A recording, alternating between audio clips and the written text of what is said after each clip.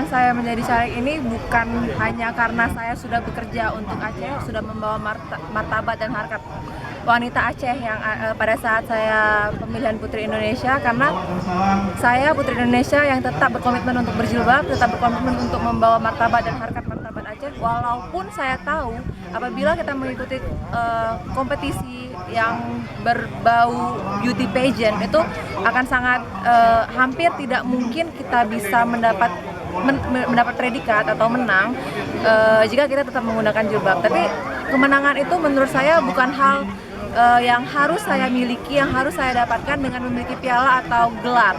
Tapi menurut saya kemenangan itu sendiri adalah ketetapan jiwa, kemampuan saya untuk terus berada di jalur yang saya anggap benar, dan menurut saya sudah melakukan hal yang paling benar untuk tetap membawa dan mengangkat harkat martabat perempuan Aceh di mata Indonesia, di mata dunia. Memilih Partai Golkar sendiri kenapa? Saya memilih Partai Golkar karena menurut saya Partai Golkar adalah partai yang sudah matang, ya, matang dalam hal politik, matang dalam hal peraturan, dan Partai Golkar ini bukanlah partai yang baru. Jadi Partai Golkar sudah memiliki semua kebutuhan dalam perpolitikan, sehingga Partai Golkar tidak lagi mencari peraturan-peraturan baru ataupun cara-cara tersendiri untuk jadi tidak seperti sesuatu yang tidak mandiri, tidak sesuatu seperti politik praktis seperti itu.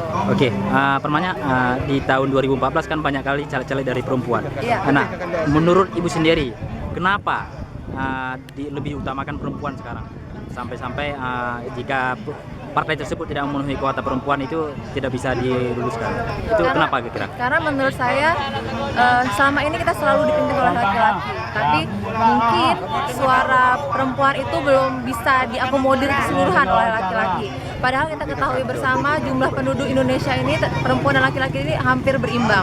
Jadi menurut saya memang sangat dibutuhkan adanya perwakilan suara perempuan yang akan dibawakan oleh perempuan itu sendiri.